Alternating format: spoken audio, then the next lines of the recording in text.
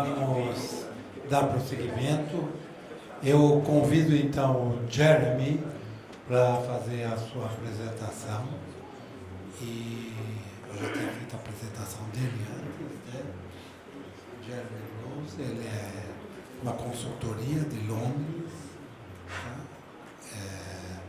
A consultoria é a Comsys, e ele vai expor alguns exemplos de acesso banda larga ao usuário final e diversas experiências e várias políticas públicas existentes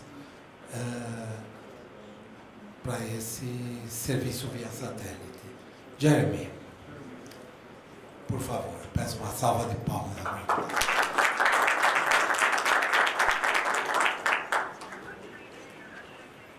Thank you very much indeed, and thanks to you all.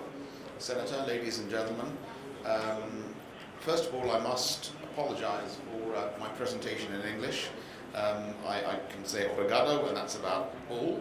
I can't even order a hamburger, which is really a disaster, although it's probably hamburger. You know, there's a saying, Luis was reminding me yesterday, that somebody who speaks 3 languages is called trilingual, and somebody who speaks 2 languages is called bilingual, and somebody who speaks 1 language is called English. My PowerPoint presentation is available later if you want it. And thank you also to the speakers who've just been presenting, because they've said a lot of the things which I need to reiterate. And the objective is, I think, to talk about the lessons learned in the studies that we've done, and particularly the number 1 message is that for a successful satellite broadband service for consumers, it's very important for the cost of the service at the beginning to be as low as possible. The margins are quite small, and we're talking here about rural broadband, where we're not talking about lots of megabits per second. We're talking about a DSL service for somebody at home, for a small and medium enterprise, SMEs. There it is extremely critical that the cost of the service, and initially the cost of the service, is very low. So let's first talk about a summary, and the next slide I think might be a good idea.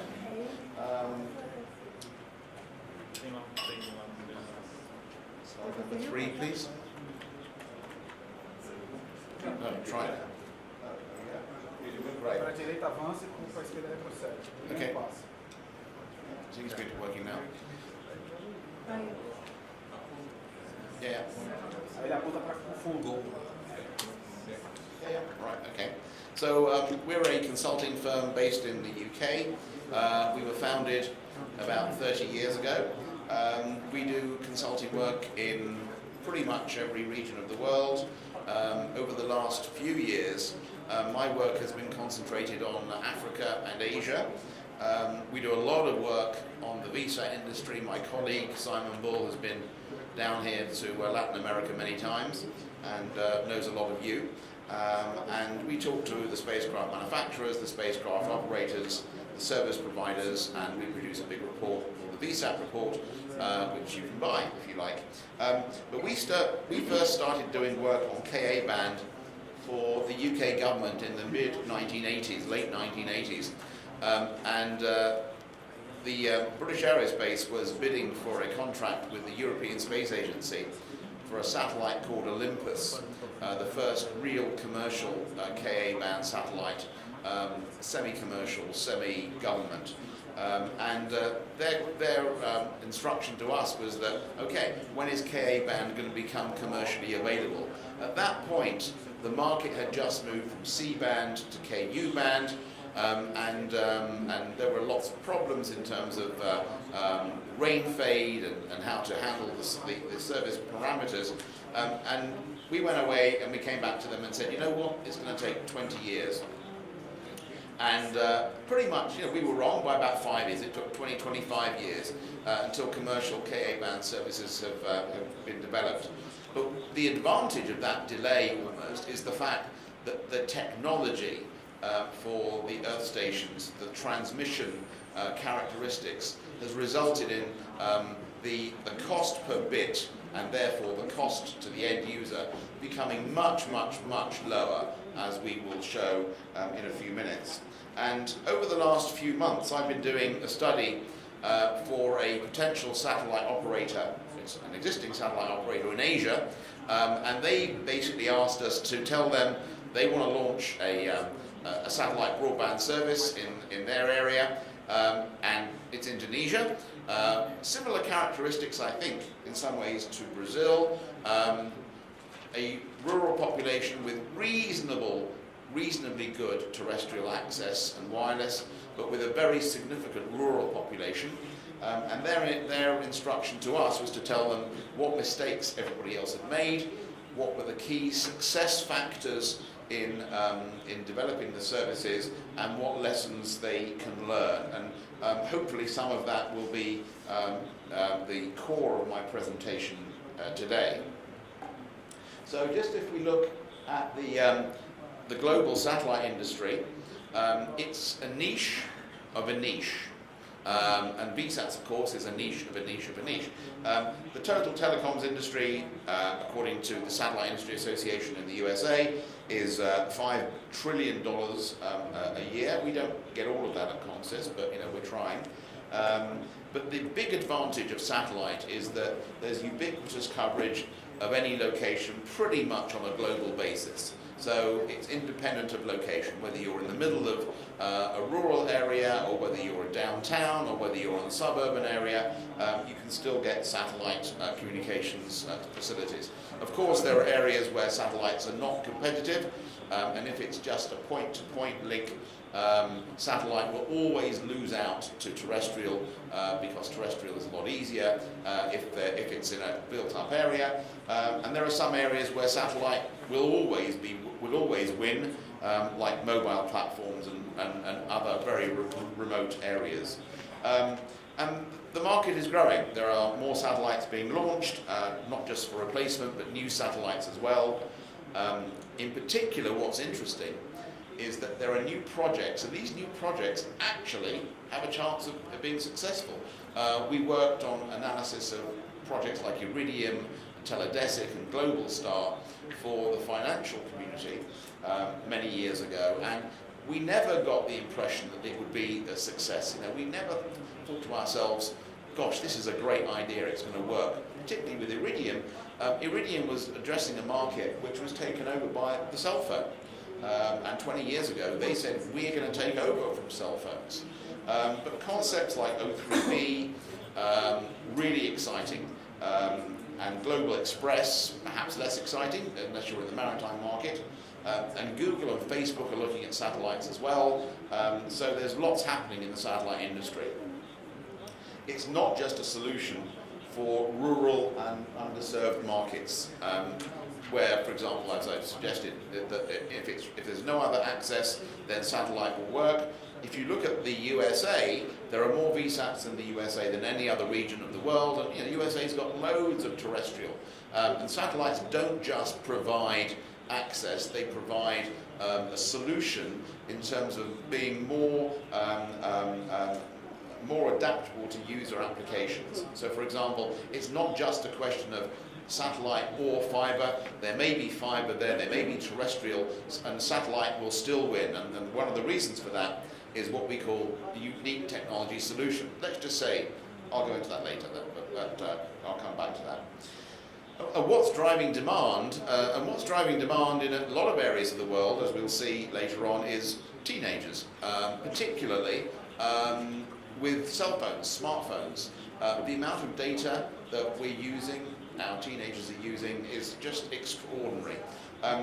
I was at the O3B launch a couple of months ago in Kourou, the satellite launch, and there were a few of their customers there.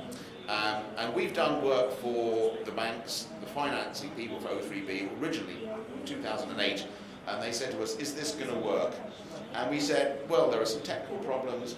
The question is, it's a market problem, it's a new idea, and you can't really forecast what the market will say to a new idea.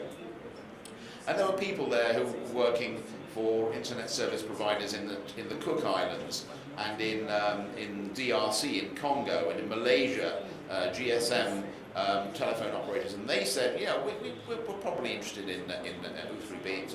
It's an interesting solution. But what really changed my mind was the guy from Royal Caribbean Cruises. They have ships that are huge, 6,000 passengers, 3,000 crew, and they've been trialing the O3B service. And what they said, I said, I met the guy, I introduced myself, you're doing a trial with O3B, what do you think of O3B? And he said, oh, it's amazing, it is going to change our entire business. And I'm like, why is it going to change your business? He said, well, because we've got a ship with 6,000 people on board, we're trialing the O3B system, and before we had a regular, normal satellite service, fixed satellite service, and we'd get 25 megabits for the entire ship. And we'd be charging people $100, $200 for a week of internet access, and they didn't like that. But now, what we've done, we have this trial service, we've offered it for free to the guys who have suites on the ship, and the people with high disposable income, and the uptake moved up quite a bit. But then, a few weeks later, we offered it to all the teenagers for free, and he said, unbelievable, the amount of data that they will be using. And whatever we calculated, we're going to spend with O3B, and we want to buy, this is the Royal Caribbean Cruise guy, whatever we want to spend with O3B, we reckon we can get more back in our saving on advertising. So these teenagers are going around with their smartphones saying, guys, posting it on Facebook, we get free pizza here. We're on a ship and there's skydiving with parachutes, and look, this is a video of it, and this is me. And all of their friends are saying to their parents, like, wow, we want to go too. So Royal Caribbean Cruises are very keen to use O3B. This is not just an O3B advert, but it's to say that the market is very substantial. Consumer demand driven by non-linear TV, certainly in Europe, USA, and a bit in Asia as well. There's a change between 3 years ago where mum and dad and the kids sat down and watched TV. Now, mum is watching the TV in the kitchen and dad is watching iPlayer, and the kids are upstairs in their rooms watching their iPads. Non-linear TV is definitely driving a very significant increase in demand. There's a problem there that if you've got smaller devices, is Ultra HD going to have an impact? Because on a smaller device, Ultra HD is not that much of a big deal.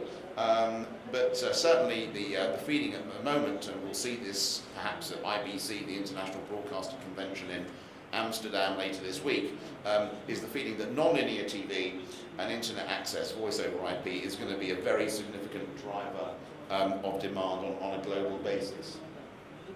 So, we've said some of this already. Enterprises and consumers are consuming bandwidth as fast as telecom operators can increase it. Yeah. There are no more constraints. It wasn't that many years ago. You logged on to an internet site and it says, are you on dial-up or are you on super fast 56 kilobits per second?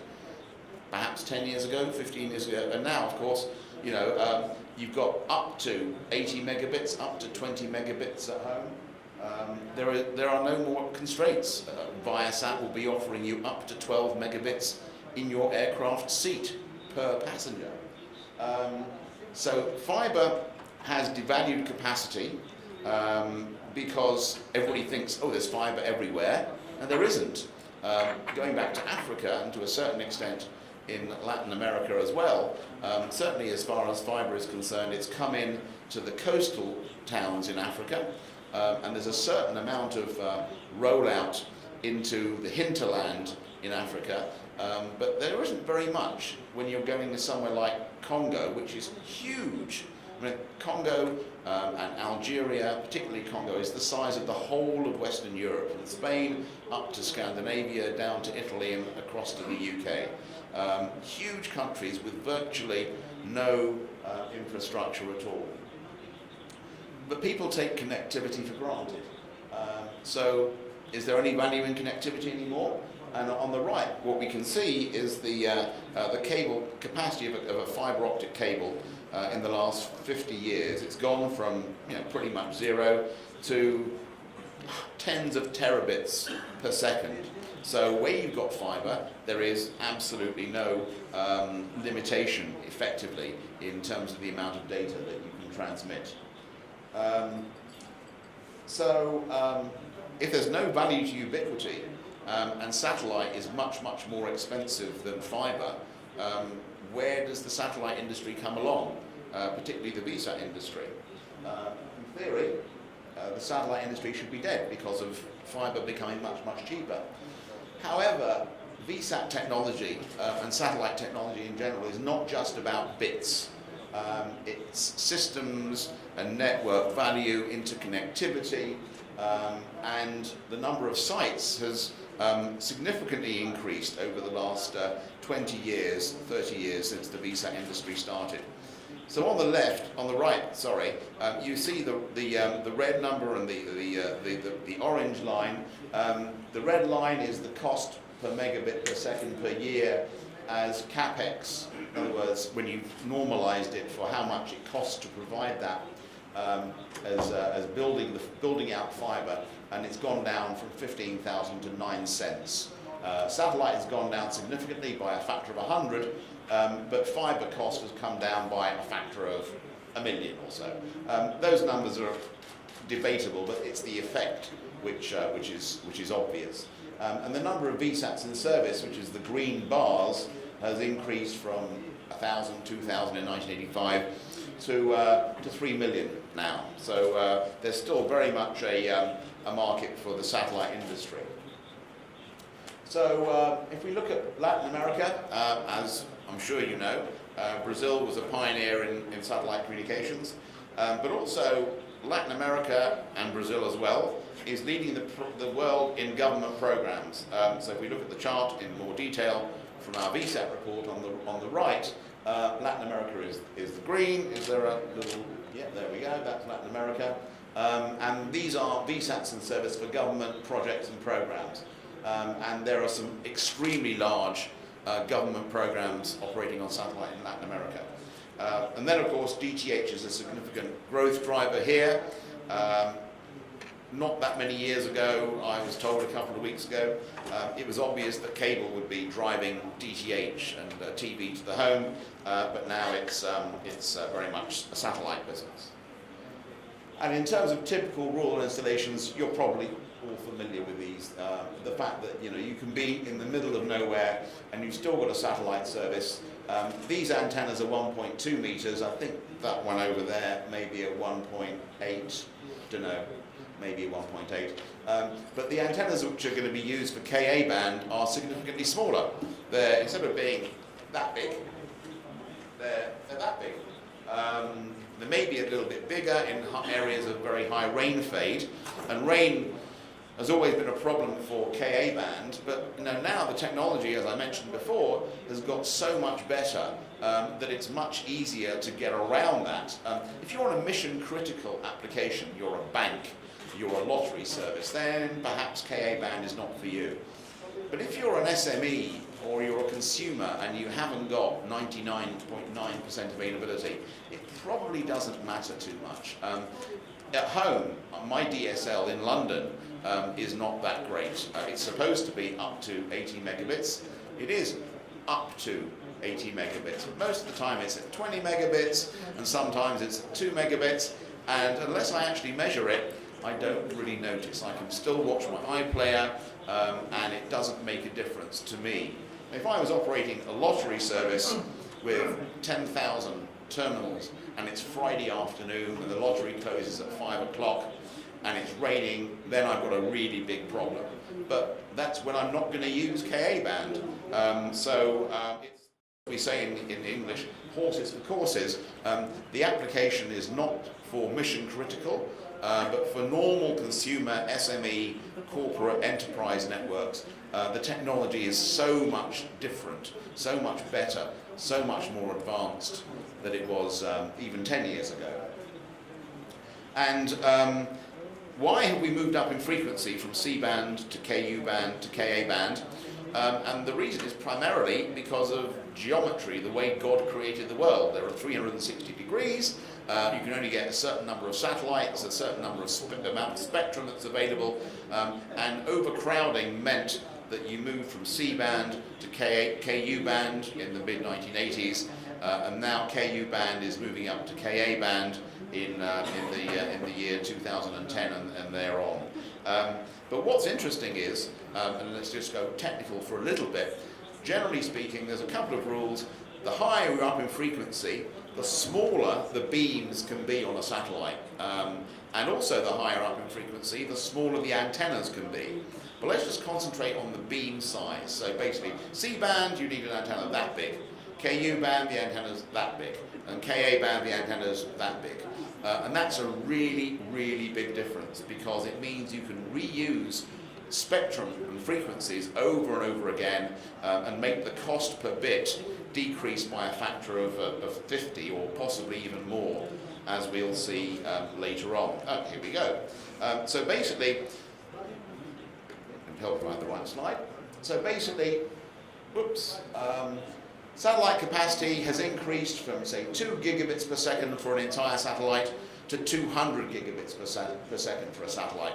And the reason almost exclusively is the fact you've got more spot beams. You can use those frequencies with say, a conventional satellite. You've got one coverage area and you've got X amount of coverage. Where you go up in frequency, you've got smaller beams, as we'll see later on, and you can reuse those frequencies and over again. So your capacity for the satellite increases by a factor of 100. There are other reasons as well, because transmission is more efficient now. You can get more bits per hertz. So for a fixed amounts of frequency, you can carry more bits. It's a bit like a truck, which can carry 10 tons of sugar. It can now carry 50 tons of sugar. It's the same size of a truck, but it's just more powerful. Spacecraft cost is quite a bit higher for KA band.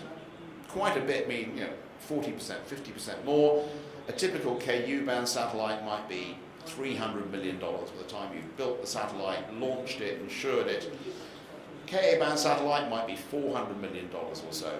But that translates, because you've got 100 times increase in the amount of capacity, to a 50-to-1 reduction in the cost per megabit per second, the cost per bit, and that pretty much translates directly into a saving of a factor of 50 on the cost to the consumer, the guy on in the farm, in the rural area, and how much he pays per month. And that is really critical. It's really important to get the cost down so the guy can pay $50 a month or 100 AI, and that's the critical number, as we will see later on. So if we compare satellite versus terrestrial, KU band, traditional satellites, remember I mentioned before that we have this ubiquity of coverage. The advantage is wherever you are within the coverage area, the cost to serve that customer is the same. So your population density is independent of the cost per house served, say for a traditional KU band. With wireless, the more people you have, then the more it costs you to roll out the system. So the population density increases, the cost per house served increases.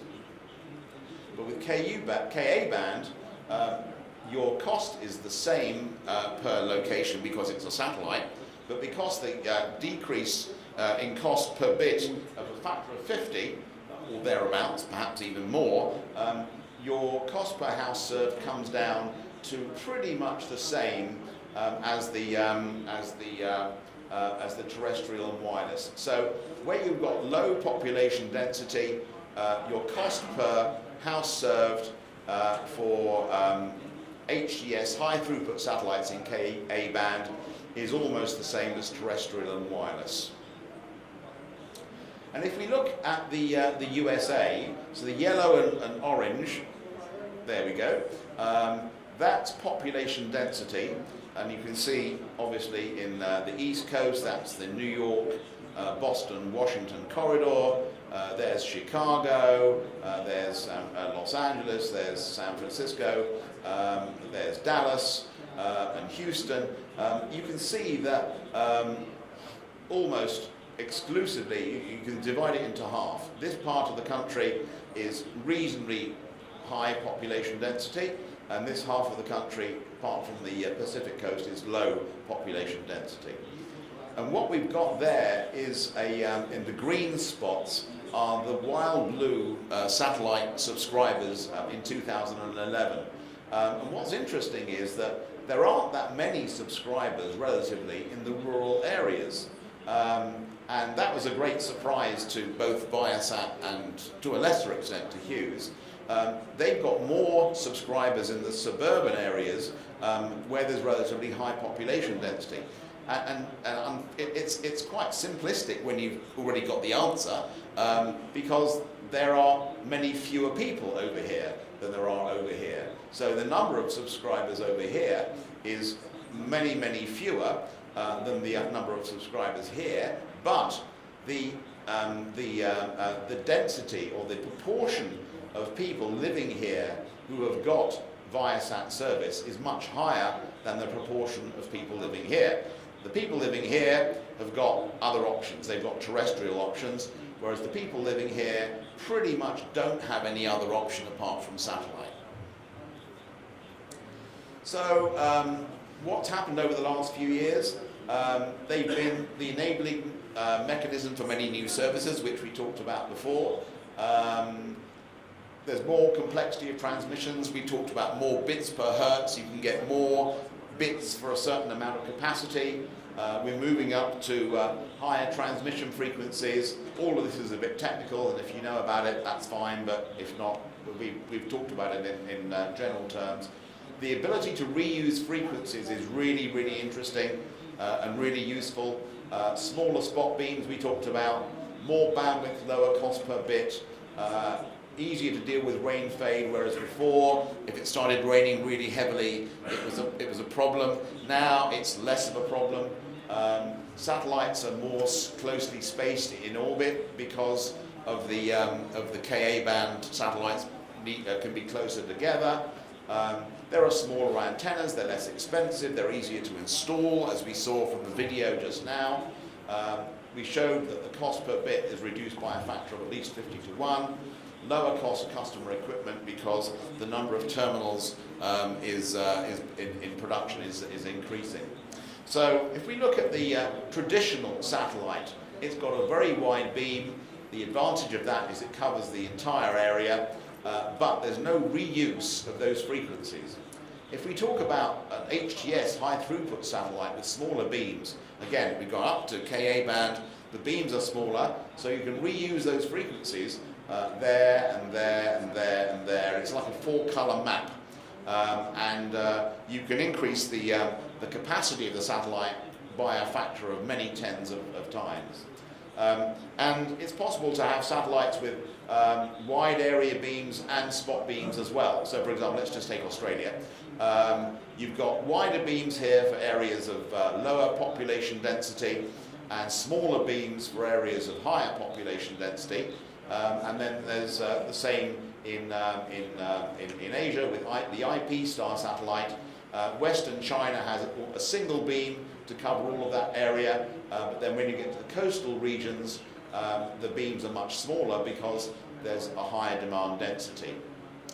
And what's interesting in Australia is that the service has become so popular, there's a very severe oversubscription, and that's happened in the USA as well. That's a problem area which we have to sort out, but it's not. The advantage of a satellite is that the flexibility of the service is much greater. There's almost no flexibility with fibre. You roll it out, it gives you lots of capacity, but you can't move the fibre to somewhere else. You can't just pull in the fibre and put it out somewhere else.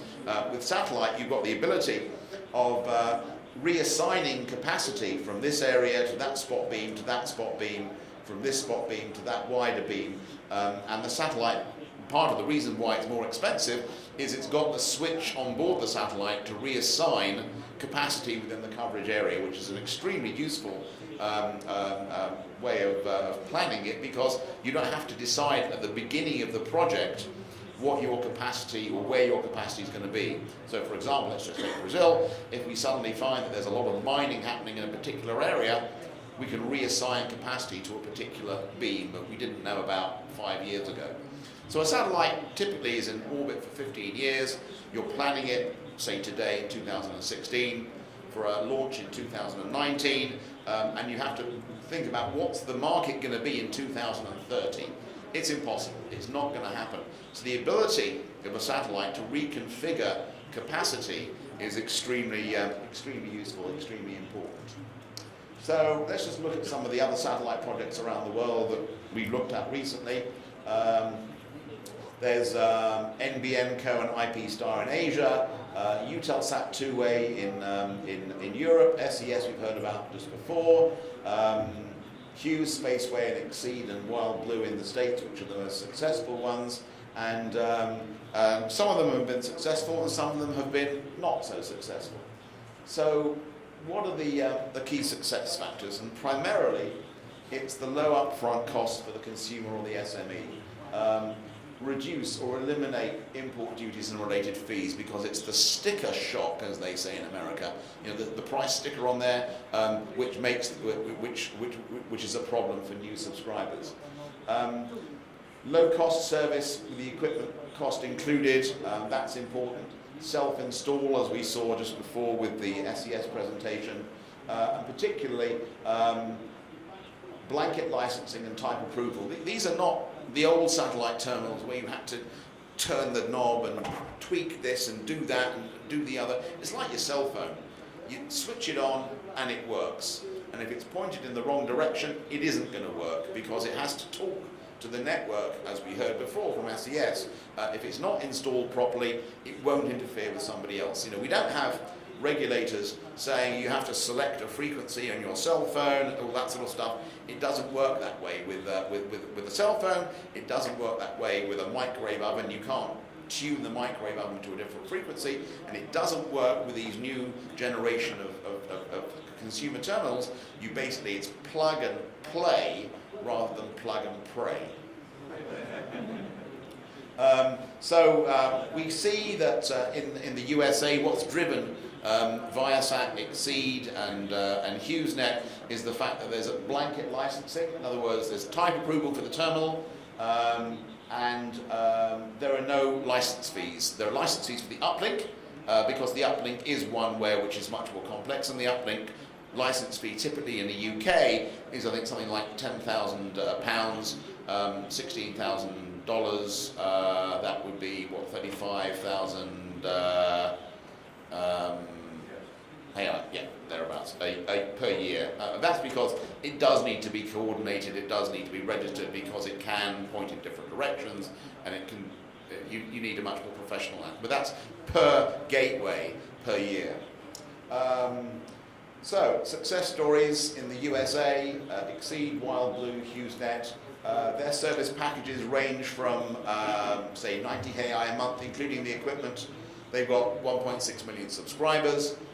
Canada, in terms of penetration, they don't cover, the spot beams in Canada don't yet cover a lot of the really rural areas of Canada. But when they do, then the penetration will be very high, because if you're 500 kilometers from somewhere, you need communications. But there aren't many people out there, that's the problem. Australia, there's good news and bad news in Australia. Population is quite small. The interim NBN, which is the National Broadband Access Network, is doing well. The government's investing a lot of money for 2 satellites, only for 200,000 unserved homes. But I think the lesson from that is that they can see what the utility will be, the use will be to those 200,000 unserved homes by having a satellite service. So what are the warnings? Basically, in Europe, the reason why Eutelsat, SBBS, the SES service, and Yahsat and Africa haven't done so well is because of economies of scale, lack of economies of scale.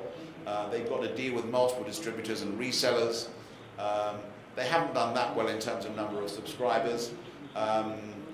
Regulatory problems. India is an ideal market for satellite. It's just ideal in theory, but the regulator is just saying, no, we're not interested. Complex licensing procedures. It took IP-Star almost 10 years to get licensing sorted out for their networks in Asia. License fees, I mean, the license fee here is what, 100 AI, and then 200 in the year one. The problem with that is the new subscriber sticker shock. So anything that can be done to reduce that number is going to be very important. And at this point, is it almost worthwhile collecting it? You're paying $39 US a month, $40 US a month. Every additional dollar that you save is going to increase your penetration of rural broadband. And what is that used for? I'm sure this is stuff you know already. Small businesses become more in touch with the market. They can advertise locally, regionally, nationally, even globally. You see websites from companies in Africa, in Tanzania, for safaris, for local products, for local artwork. Businesses can monitor the markets, pricing trends. They can react quickly to market changes. Are they going to sell their whatever it is in this market or in that market? Where are they going to ship their wheat, over here or over there? More educated workforce, training and distance learning, and also enhanced G2B, government to business, and G2C, government to consumer communications. E-government is a concept which you're very familiar with, and the ability to reach out to everybody pretty much in the country is very much enhanced. So, oops, oh dear, there's a problem with this slide. It's not showing up that well. You can see the red and the green. The red was basically a big cross, and the green was a big tick. So you have to have a significant national population, which is why, whoops, in Europe there's not that much. In USA, Canada, there's 200 million in the USA, 300 million in Brazil as well. Is there an underserved market? Well, not in Europe, but there is in the USA. We saw that big gap on the western part of the USA. Can people pay? The answer is yes. If the service is sufficiently attractively priced. Is there capacity available? Well, there is capacity available now. Is there a transparent licensing process? There is in the USA, there is in Europe, not yet in Brazil, and the same with license fees. So regulatory and licensing, I'll go through this quickly because there's going to be more presentations later. The trend is towards blanket license and type approval. As I mentioned before, very similar regulatory structure to cell phones because the user has no control. Light touch regulation is appropriate, again, because it's not a question of interference with somebody else. The terminal won't transmit unless it's pointed at the correct satellite. And the EU, many years ago, I think 10 or 15 years ago, said that regulation needs to be proportionate. Yes, there is a requirement for regulation of an uplink terminal and a more professional terminal which has the ability to be repointed and retuned, different satellites. So whereas harmful interference is unlikely, then the installation and use of radio equipment might be exempted from individual licensing, as we've seen with cell phones and other devices which are much more consumer related. So in conclusion, the market is growing. It's changed very significantly in the last 5-10 years, particularly in relating to the ability to reduce the cost per bit. Demand from smartphones, DTH, video, consumer broadband access. People want to be connected and wherever they are, especially teenagers. and then terrestrial rollout as well for the non-consumer SME market, for the GSM market. In Malaysia, there are tens of transponders which are used for extending GSM and mobile phone capacity. In DRC, in the Congo, in Africa, there is almost no terrestrial infrastructure, and they're using 10, 40 or 50 transponders to try and get to achieve penetration of cell phones in rural areas. G2C and G2B services have to be provided to everybody. That's a fundamental, and it's driving everybody's national broadband programs. Current generation of satellite terminals doesn't involve or allow any user transmission functions. Again, it's really plug and play. And the license fees have to be appropriate and proportionate to the administrative effort that's required. So the message really is its cost of service to the consumer, which is important, and any reduction that can be used to increase or decrease the cost of service. We found certainly in all of the markets that we've looked at has increased the penetration, and that penetration drives both the political and economic agenda of having more people connected, as well as the political agenda, as well as the economic agenda of there being more people generating more revenue and easier communication with the government, and that means that revenue collection is easier at the government level. So I hope that's been of some use. If you want to have a copy of the presentation, please email me or the organisers, and I suppose if there are any questions, then I'd be happy to try and answer them. Thank you very much indeed.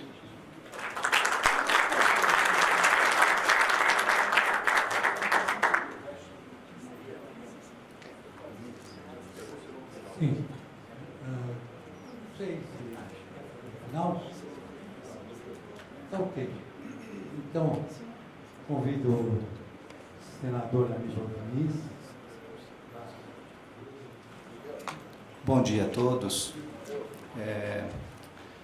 Quero agradecer imensamente a oportunidade que me foi dada de estar aqui hoje com a equipe técnica da Comissão de Ciência e Tecnologia do Senado, o Ari, o Rodrigo, que é um consultor do Senado, a Egli, também o Carlos Hetzel, que é um assessor da liderança, e dizer que a minha presença aqui é uma feliz coincidência, porque estando na reta final do meu mandato, o mandato termina dia 31 de janeiro, eu fui convidado para ser relator dessa comissão de acompanhamento do Plano Nacional de Banda Larga.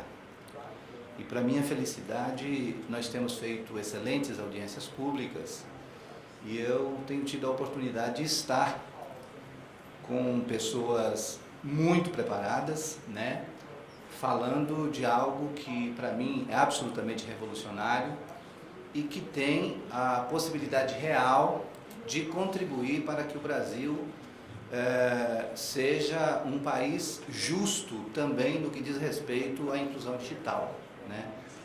E eu fico muito feliz com a oportunidade que me é dada de contribuir para isso, na medida em que eu vou ter que apresentar um relatório que vai ter que mexer, inclusive, com o ponto de vista de alguns dos nossos dirigentes, né, no que diz respeito a algumas concepções que precisam ser superadas.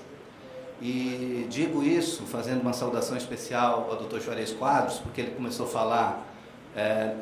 sua fala fazendo uma referência a Chapuri e dizendo que, estando em Nova York, foi muito mais cumprimentado após citar Chapuri no Acre, terra de Chico Mendes. E eu quero dizer que a simbologia é sempre bem-vinda, eu acho que em todas as circunstâncias. Às vezes a gente, se utilizando de um símbolo, consegue se comunicar muito mais do que com muitos números. E eu recorro também à linguagem simbólica para falar do meu orgulho de estar aqui hoje. A minha entrada para o mundo da comunicação foi algo absolutamente vocacional. Não foi aquilo que eu desenhei para a minha vida. Quando eu entrei no seminário, uma das primeiras tarefas que eu recebi do padre Heitor Turrini, lá em Sena Madureira, foi responder as suas cartas. Ele recebia muitas cartas e passou para mim a tarefa de responder. E eu, que nem sabia escrever na época, tive que ficar fazendo consultas e tal para poder responder a todos que escreviam ao padre Heitor, de vários lugares do Brasil. E incrível que anos depois eu já, atuando no jornalismo, fiz aquele exercício que o Steve Jobs fez para aquele grupo de estudantes que ele falou, e disse que a gente não consegue ligar os pontos olhando para frente, a gente consegue ligar os pontos olhando para trás. E depois, quando o Steve Jobs desenvolveu o iPhone, é que ele foi perceber a importância das aulas de tipografia que ele teve lá atrás como ouvinte, não como um curso principal, né? Então hoje eu me sinto absolutamente vocacionado estando aqui falando com vocês, como senador da República, mas como alguém que está verdadeiramente interessado em conhecer. Eu me sinto muito feliz em ouvir quantas horas forem necessárias, porque eu acho que quanto mais a gente ouve, mais a gente entende, mais a gente pode desenhar melhor a contribuição que a gente pode dar para o segmento. E eu não acredito em político que não tem capacidade de ouvir.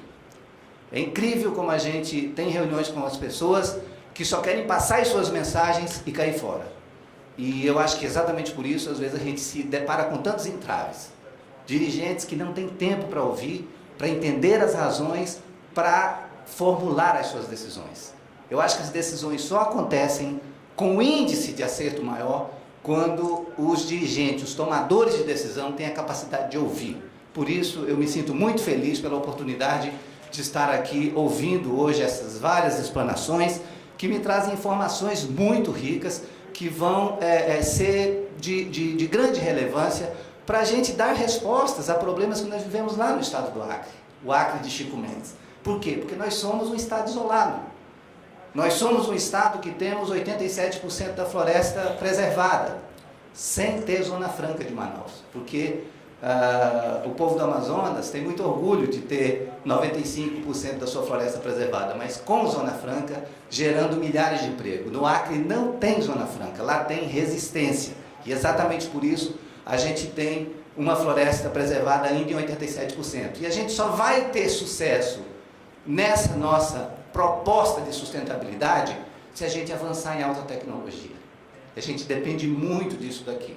A gente depende muito de tecnologia de satélite, porque senão aquelas comunidades isoladas nunca vão ter as oportunidades que as pessoas que estão nos núcleos urbanos têm de aprender inglês, de ter acesso ao grande conhecimento que está disponível na rede mundial de computadores. E exatamente por isso o meu esforço no sentido de entender quanto mais eu puder, digamos assim, da potencialidade dessa tecnologia satelital, para a gente poder dar uma resposta efetiva para aquilo que já está na nossa cabeça.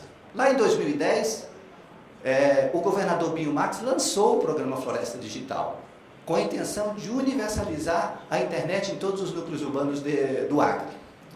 E a gente esbarra justamente na ausência de chegada de banda. E eu acho que esse encontro, para mim, é muito rico nesse sentido. Então, agradeço muito pelo convite, faço uma saudação especial a todos os que fizeram exposições iniciais, ao Rubens Glasberg, que depois de realizar com sucesso a Conferência Latino-Americana de Satélite, está aqui já presente, dando também esse show aqui no 58º Encontro do Telebrasil, o Arthur Dairel, da Telebrasil, que fez uma exposição, o Arthur Coimbra, do Ministério das Comunicações, o senhor Jeremy, eu faço também uma saudação muito especial, porque é um prazer ouvi-lo, com uma exposição densa e muito consistente, e o Dr. Jorez Quadros, amigos de longas datas, que já teve, digamos assim, já nos deu a honra da convivência lá no estado do Acre, como dirigente da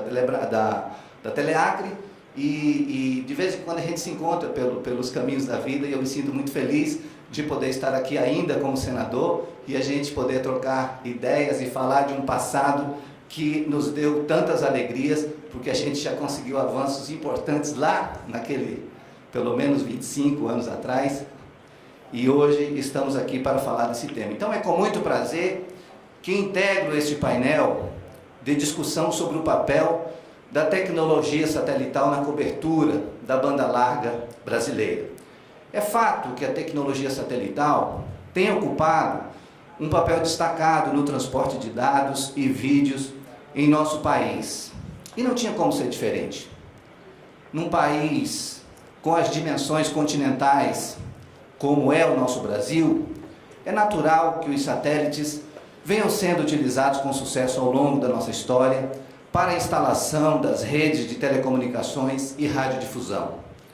O 14º Congresso Latino-Americano de Satélites, realizado na quinta e na sexta-feira no Rio de Janeiro, do qual tive a honra de participar, revelou inclusive que o mercado brasileiro de satélites é um dos mais atrativos do mundo e que essa tecnologia pode ter um papel decisivo na universalização da internet em banda larga em nosso país. As recentes evoluções tecnológicas, como a banda Ka, permitirão uma maior exploração dos recursos satelitais para o atendimento da internet em banda larga em prazo razoável, nas áreas rurais e nas localidades mais isoladas, como o exemplo que citei aqui do Acre, em plena Amazônia. A banda Ka é uma forma de superarmos obstáculos no atendimento em banda larga, além de baratear o custo para os consumidores. Isso porque essa tecnologia permite velocidades mais altas de acesso à internet e a preços mais baixos. No Senado, eu sou responsável pelo relatório da Comissão de Avaliação do Programa Nacional de Banda Larga, o PNBL, na Comissão de Ciência, Tecnologia, Inovação, Comunicação e Informática. E pretendemos, juntamente com a equipe que me acompanha, elaborar um relatório completo com o diagnóstico da efetividade do programa, avanços e desafios.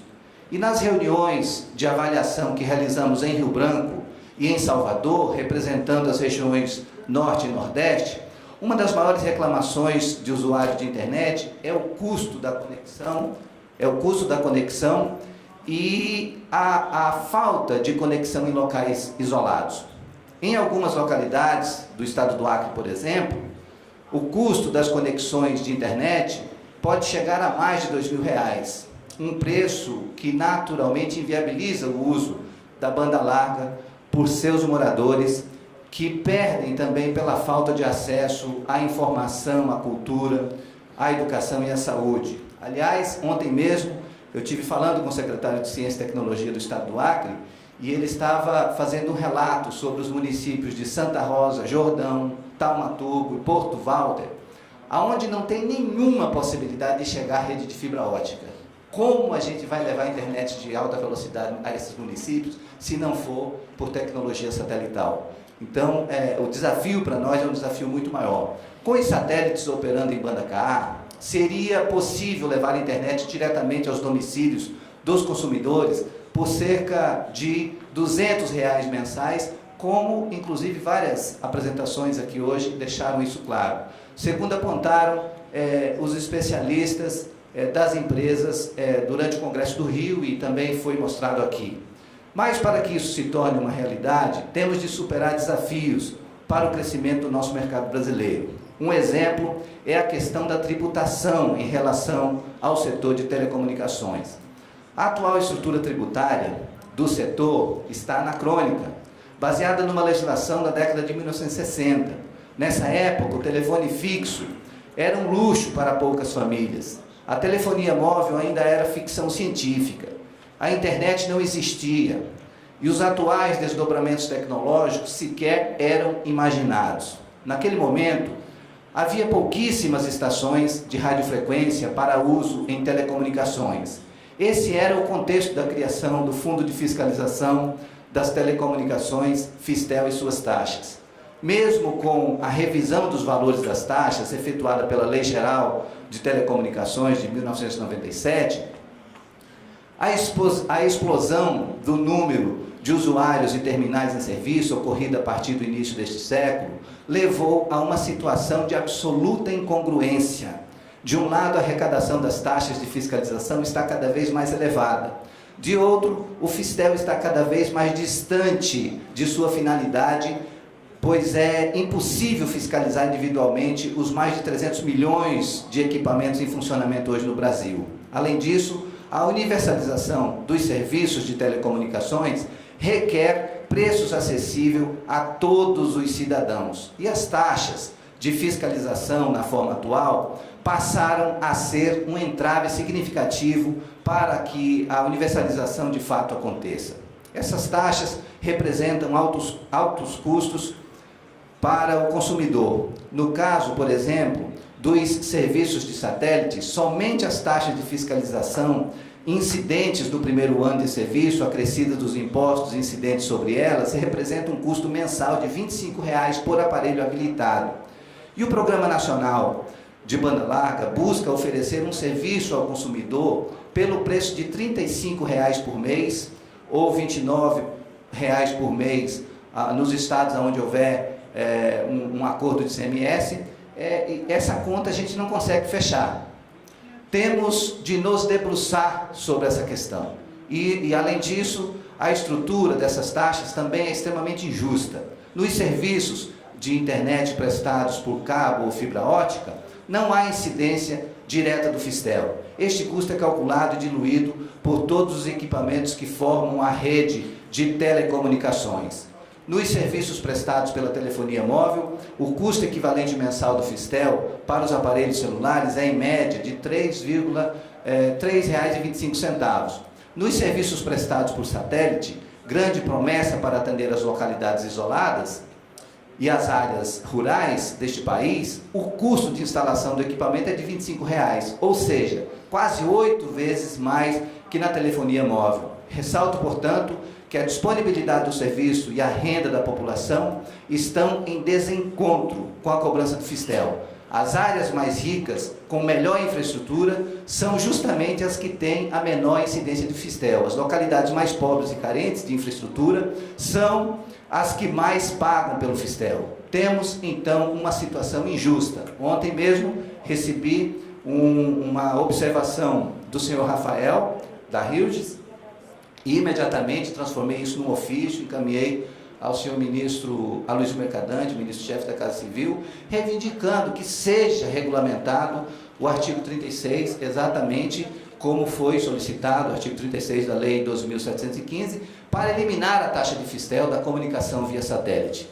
Neste ponto, acreditamos que é preciso questionar quais as ações que nos permitirão um passo adiante. E se a desoneração proposta para as redes para a banda larga, de cerca de 6 bilhões de reais relativos à não tributação do PIS, COFINS, IPI e de 1.400.000 projetos de implantação de redes de telecomunicações, que devem estar construídos até o final do próximo ano, serão suficientes para alavancar o setor. A maior parte dos investimentos diz respeito à rede de acesso óptico e móvel. Em seguida, rede de transporte em cabo submarino ou fibra, inclusive OPGW, somam cerca de 1/4 do total. E há ainda parcela de acesso metálico, os cabos coaxiais. Os investimentos devem ser concluídos até o fim de 2016. Esperamos que possam ajudar a transformar a nossa atual realidade nacional. E gostaria muito também de dizer que concordo que a gente tem que buscar os caminhos para fazer com que a indústria das antenas possa se instalar no Brasil. Possam se instalar no Brasil e o pequeno estado do Acre se candidata a anfitrião. Por quê? Porque nós trabalhamos firme na legislação, conseguimos a aprovação no Congresso Nacional da nossa zona de processamento para exportação. Então o Acre está habilitado a receber empresas para exportação e eu acho que seria um grande passo simbólico, importante, se nós pudéssemos ter uma indústria desses componentes lá dentro do estado do Acre, dentro da nossa zona de processamento para exportação, e eu peço a ajuda de todos. O Acre precisa da ajuda de todos para que a gente possa viabilizar uma indústria de alta tecnologia do nosso estado, porque assim a gente vai estar contribuindo fortemente para a sustentabilidade, que era o sonho do Chico Mendes, citado pelo companheiro Juarez Quadros. Muito obrigado e que Deus nos abençoe para que a gente consiga dar os passos necessários para fazer essa tecnologia satelital contribuir para a inclusão digital e para a elevação das condições econômicas e sociais do nosso Brasil. Muito obrigado.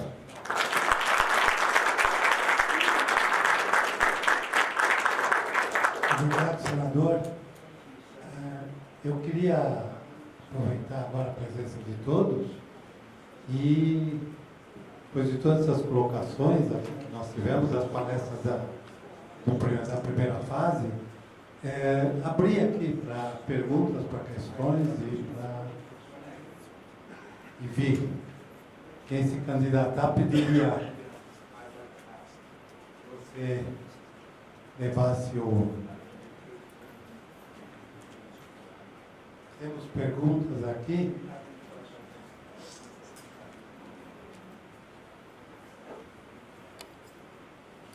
Ok, então, enquanto vocês...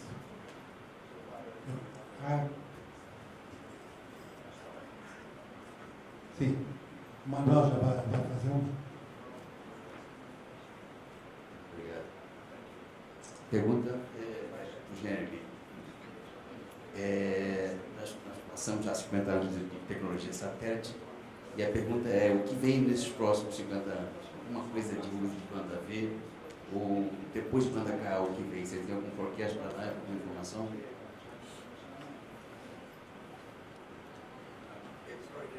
Try to predict the future. I mean, I can't predict next week's lottery numbers.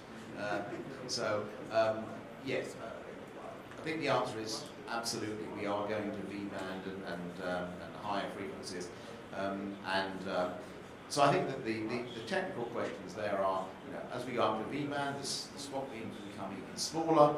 I think that we're going to see a move towards more low Earth orbit satellite systems because that makes the latency better and the propagation is still a problem, but the link budgets are better with low Earth orbit systems. The question, I think, is to what extent have we reached the limit of bits per hertz? And I remember asking Mark Dankler, the CEO of Viasat, that question a few years ago, and I said, is it 3? Is it 30? Is it 300? Maybe. And he said, well, it's a bit like, how fast can a man run a mile in? Is it 4 minutes? Is it 3 minutes? Can he do it in 2 minutes? And there is can he do it in 2 minutes? No, he can't. But then you have the situation where, you look at when trains were developed in the 18th century, 19th century, it was a scientific fact that a train couldn't go at more than 30 kilometers an hour because people wouldn't be able to breathe. So there are ways around. Let's just say, for example, when I asked Mark Dankler that question a few years ago, his answer was 3 bits, 4 bits per hertz. And that's as far as it gets. And now we're seeing more than that because we're not boxing harder, we're boxing clever. And there are ways around the, not around the Shannon limit, but there are ways in which we can try and squeeze more bits per hertz. So the long answer to your short question is, the changes are, yes, we will be going to see higher frequencies. I don't think we're going to be seeing that in the next 10 years because there's sufficient capacity at the moment, I would have thought, for Ka band services. But what's interesting is that in 1994, Hughes in the States filed for a satellite system called Spaceway, the first commercial satellite system at Ka band. And the regulator, the FCC, said, you know what, we're not giving you a license, we're going to put the license out for everybody, and everybody can apply for those licenses. You will have what's called pioneer's preference, but anybody can apply for a satellite system at Ka band. And so each of the applications to the FCC was like that thick, and it's like, we're company A, and this is what a wonderful company we are, and this is the technical design of the satellite, and this is what it's going to be used for, which applications it's going to be used for, and there are 15 applications from Hughes, from IBM, from new companies like Wild Blue, from Lockheed Martin, etc., etc. And the applications that were listed were things like video conferencing, high-speed data interchange, CAD/CAM, computer-aided design, computer-aided manufacturing. But there was one word that didn't appear in any of those applications in 1995 as being a significant driver for broadband satellite, and that was internet. So in 1995, nobody had internet on the horizon.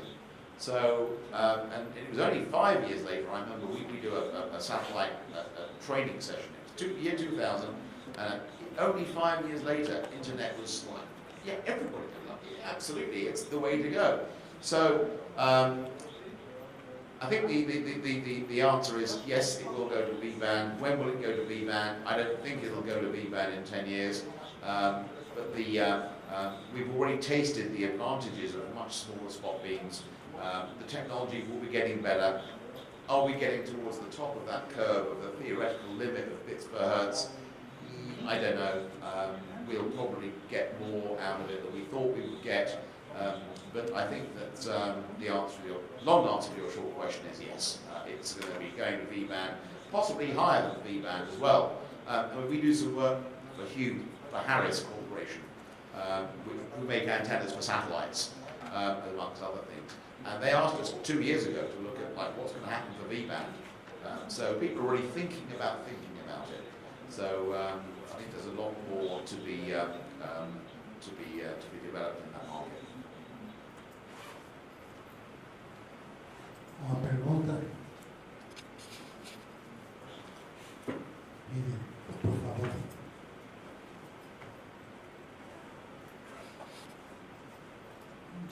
Bom dia. Eu tenho uma pergunta do Dr. Jeremy, que depois que o Arthur falasse, ele falou na apresentação dele que ele não vê no Brasil um processo transparente para a concessão de licença de satélite. Eu queria saber por que o Ministério ponderava.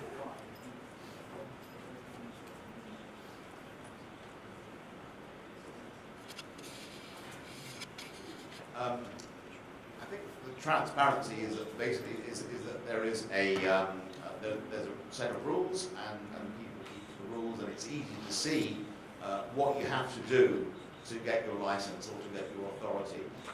So, for example, in the EU, in the UK, Ofcom in the UK publish a list of networks that do require licenses, specific licenses, and those that require or don't require a specific license. There's what's called a class license, and for satellite terminals, VSATs particularly, and DTH receive-only terminals, it's a class license, and the class of people who are entitled to have that license is everybody. So it is not just people who a particular subclass. The class is everybody. So there's the ability to be able to plan very easily for the license fee that you're going to need to include, if appropriate, in designing your network. So perhaps an unanswered question, or an unasked question might be, well, I'm planning my network. I'm Hughes. I'm planning a network, a satellite for the UK or India. Let's take India as a prime example. The problem they've got in India is that they can say exactly how much the satellite's going to cost. They can say pretty much exactly how much the equipment is going to cost. They know what price point they need to get to, but the big unknown is what the regulatory situation is going to be. How much is that going to cost? Is there going to be blanket licensing? Is there going to be individual licensing? And the lack of certainty there is a significant contributor to the fact that Hughes has not been able to lobby efficiently and educate the government and the regulators because they just don't know what the reaction is going to be. I hope that answers your question. It seems like it didn't, but you can always email me. Bom, Miriam, eu agradeço a pergunta que você fez a Jair, porque eu também gostaria de fazer essa pergunta. E pelos critérios que ele acabou de dizer sobre se é transparente ou não é transparente, eu acredito que sim, nosso processo é transparente, porque temos regras claras, é fácil identificar que se aplica a cada coisa. Agora, o processo de licenciamento, ele tem um problema, e o problema não é a transparência, o problema é a complexidade. Né? Quando a gente começa, a gente está conversando com o Luiz agora, né? Quando a gente quando a gente trata satélite como algo pontual, de nicho, né, como sempre foi, você consegue até suportar um processo mais complexo. A partir do momento em que a gente começa a falar em milhares, milhões de versáteis, banda KA e massificação da banda larga por satélite, a gente tem que trabalhar numa simplificação desse processo. Assim, por exemplo, como acontece hoje com o SMP, a telefonia móvel hoje, cada terminalzinho, cada celular, ele é licenciado, mas ele é licenciado por lote, porque não dá para simplesmente identificar precisamente cada um dos 250 milhões de celulares do país, onde eles estão e por quem que eles são detidos e tal. Então, acho que o processo de licenciamento ele é transparente, mas ele não é simples o bastante para permitir um bom crescimento que a gente espera que venha a ocorrer desse mercado de banda KA.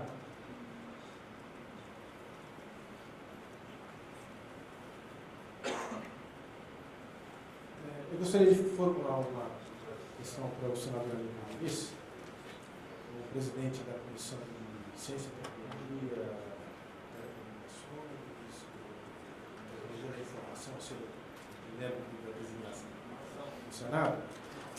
Na sua exposição, o senhor foi bastante firme, coerente em identificar os problemas que envolvem hoje o setor na tributação pelo Fistel, que também foi identificado por outros palestrantes. O Luiz Félix IV mencionou também a antiguidade dessa legislação. E talvez uma das características mais lamentáveis dessa transição fiscal do tempo reside justamente no apego que tem pela tecnologia do passado e na iniquidade do processo de distribuição, que acabaram transformando o fundo de uma ferramenta de simples manutenção do mecanismo de fiscalização, que essa é a justificação legal, constitucional para o Fistel, num grande veículo de arrecadação. O recurso, hoje em dia, não se mexe nele porque ele é um grande recurso, e só por isso. E a realidade é que nenhuma das justificativas que vêm sendo apresentadas para as mudanças que são necessárias consegue demover o raciocínio arrecadatório do governo federal.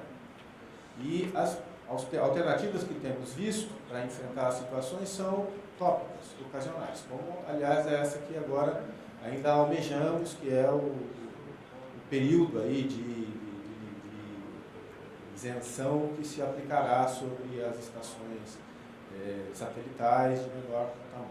Então, eu pergunto se no relatório que o senador está trabalhando, se tem algum tipo de proposta ou se estabelece algum tipo de parâmetro, de diretriz para uma mudança realmente substancial do Fistel, que possa equacionar essas duas questões, afastar a simples sanha arrecadatória e criar realmente um fundo que seja neutro em relação à tecnologia, neutro em relação à competição dos serviços de telecomunicação.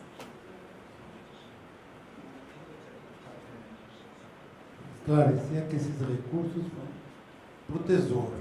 Então, Exatamente. para fazer o superávit. Exatamente.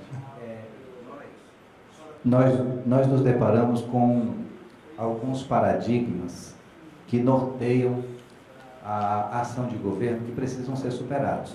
Primeiro deles, nós temos que buscar quais são as finalidades.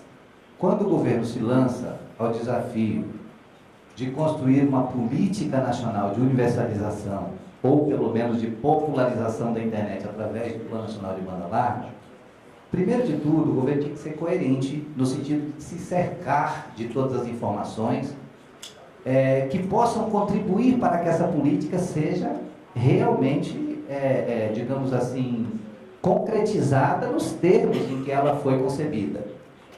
Aí a gente se depara com uma Telebrasil que precisa de recursos para fazer isso acontecer, e os investimentos ao longo desses 4 anos não foram aquilo que foi planejado. Nós temos essa situação tributária que é absolutamente incongruente com o propósito. Por quê? Regulamentou todos os outros artigos, o Dr. Juarez, claro, foi muito preciso ao discorrer sobre o assunto, regulamentou todos os outros artigos atribuindo isenção às outras tecnologias e não regulamentou justamente o artigo que diz respeito à tecnologia satelital. Assim, parece para a gente birra de quem não quer entender alguma coisa que está óbvio, que está transparente. Quer dizer, o governo pode dar um grande salto no sentido de dizer: estou contribuindo para a popularização da internet de banda larga com essa regulamentação. E parece que isso não tem entrado na cabeça. Por isso que eu perguntei para o Dr. Juarez qual é o número da exposição de motivo, que eu quero, junto com essa exposição de motivo, pedir nova reunião para a gente tratar do assunto. Então, eu entendo que o governo ele precisa focar mais nas finalidades das políticas públicas e não meramente na função arrecadatória dos impostos. Por quê? Porque se a gente focar a ação de governo apenas no superávit primário, onde é que ficam as políticas públicas? O dinheiro tem que servir para alguma coisa. Eu acho muito antiquado quando alguém visualiza a poupança nos termos de 1900 antigamente, quando as pessoas guardavam o dinheiro no colchão e morriam, e as pessoas descobriram que tinha um monte de moedas que nem tinha valor mais. Eu vejo o nosso governo praticando isso hoje, quando centraliza as suas ações voltadas para o superávit primário, para querer se expor positivamente num cenário econômico mundial, para conseguir manter a nossa posição de 7ª economia do mundo. No entanto, a gente não dá foco central àquilo que é a finalidade. Então, eu acho que o governo precisa ser sensível a isso, sob pena de não estar bem com a sociedade. Eu acho que o governo ele tem que procurar estar bem com a sociedade, ouvindo aquilo que é clamor da sociedade e tentar fazer com que as políticas públicas a que ele se propôs sejam efetivamente concretizadas. E eu vejo a possibilidade da gente ter um tratamento igual, isonômico, porque eu estou vendo que o pessoal desse nicho do nicho, como descreveu ali o senhor Jeremy, da tecnologia de satélite, não está querendo um tratamento privilegiado, está apenas querendo um tratamento isonômico. E é justo que a gente junte todas as vozes para defender esse tratamento isonômico no que diz respeito ao Fistel.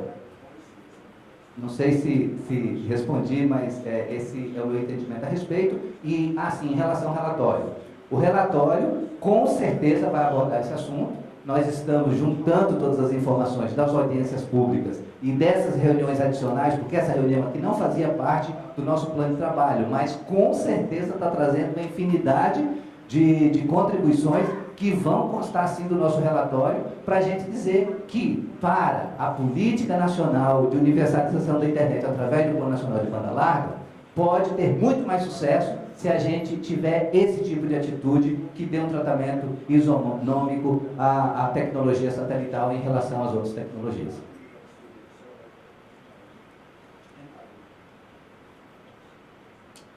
Alguma questão ainda? Eu queria ainda colocar uma questão, então, para o Arthur da Telebrasil, em relação ao SBDC, o satélite. Como é que será o convívio desse satélite com todos os outros satélites, operadores do setor privado? Haverá uma divisão de tarefas, vão competir, vai entrar no mercado para competir. Como é que vai ser essa posição? Ok. Eu penso que eu devo estender a pergunta não só para o satélite, mas como também para as nossas atividades atuais. Então, desde a reativação da Telebrasil em 2010, eu acho que o mercado estava muito cético em relação ao que esperar da Telebrasil e, de fato, qual era o papel que ela tinha no novo cenário de telecomunicações para implementar um programa em pouco espaço de tempo, curto espaço de tempo. E ao longo desse período, com todas as dificuldades que o próprio senador comentou aqui, da questão de investimento, não se implementa quase 30 mil quilômetros ou se ilumina quase 30 mil quilômetros de fibra ótica em 4 anos, de uma forma muito tranquila, né? E esse tempo também nos mostrou que alguns projetos dos quais a Telebrasil se envolveu foram projetos que mostraram para o mercado que a convivência valeria a pena. Então, os nossos contratos de compartilhamento, os nossos acordos de parceria, o envolvimento da Telebrasil com as empresas de processamento de dados do Estado, entendendo que cada um tem o seu papel, o atendimento a órgãos federais, estaduais e municipais, e aí dentro de um plano de governo, poderia ser sim segmentado, e a iniciativa privada. Nós temos acordos significativos hoje com operadoras privadas, que nos fizeram, por exemplo, chegar até Manaus, e nós já estamos verificando uma redução de preço significativa em Manaus, como em Belém, e vamos fazer isso também no Acre. Eu acho que esse é o nosso objetivo. A convivência ela vai ser natural, nós temos uma missão, nós temos um papel, e teremos que tem mercado para todos. Acho que o que importa é que, eu gosto de usar o termo democratização do acesso, ele seja sempre perseguido. Então, seja por meio de ações da Telebrasil, seja por meio de ações de operadoras privadas. Acho que o usuário final é o mais importante, é ele que tem que ser atendido. Querido Luiz Otávio ainda queira fazer uma última observação? Ou...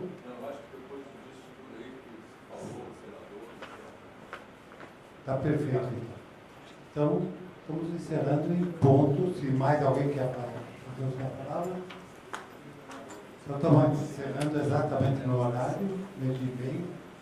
E desejo a todos um bom almoço. E agradeço que tenham vindo.